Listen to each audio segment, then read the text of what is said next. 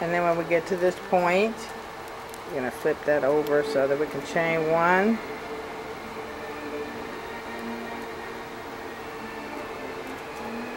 And then you're going to flip the tail back over and wrap for your double crochet. When that tail, you can clip it whenever it's just getting to a point that you can't work with it. And then we're going to go into that smallest area right there. You see how that looks? We'll wrap for our double crochet. We're going to go on in there and make our double crochet.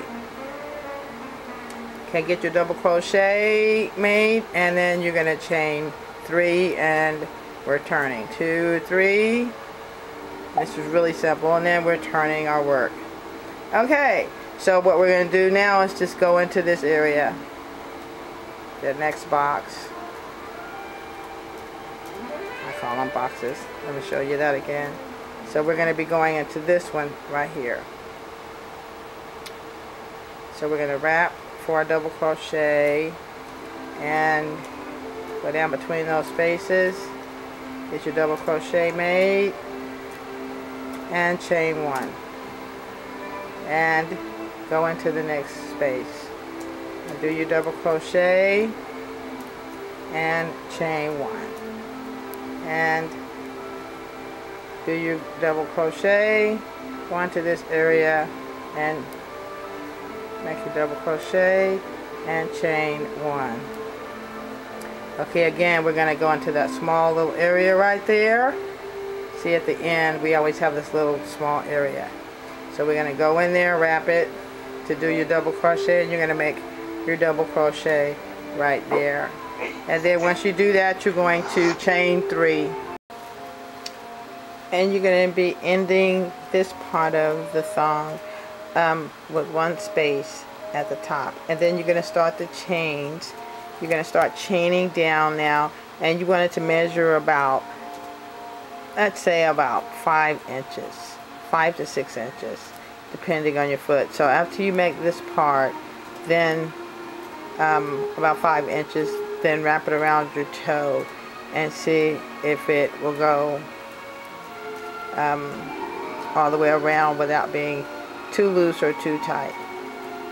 Okay, so I'm gonna get my measuring tape here. Okay, so from this point that measures 5 inches.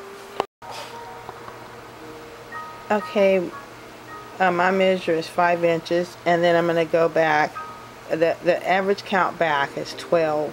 So you count 12 loops down, and then we're going to slip stitch at, and you're going to go, when you make that slip stitch on that, try to go right in the bottom of the chain, and then you're just going to loop in and connect that way, and then you're just going to slip stitch up to the triangle, and then you're going to fasten off there, and then we're going to add a bead on the back. You can use cut the thread long, or if you should take the thread and tie a bead to it, or you can sew it on. Okay, and then so when you slip stitch back up, then you just kind of set your stitches in there and tighten them in, because I know sometimes they'll look humpty, and then you can smooth them down enough so that they'll look even. Then cut you enough off that you can weave in, and then you're going to fasten that off like this. I guess I can do it. I can't fasten off. And then just get your needle, stick it through there, and weave those ends in on that. And now we're going to attach just a regular,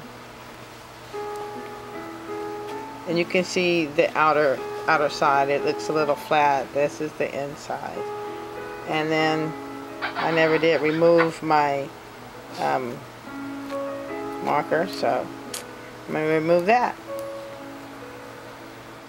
So there you have it.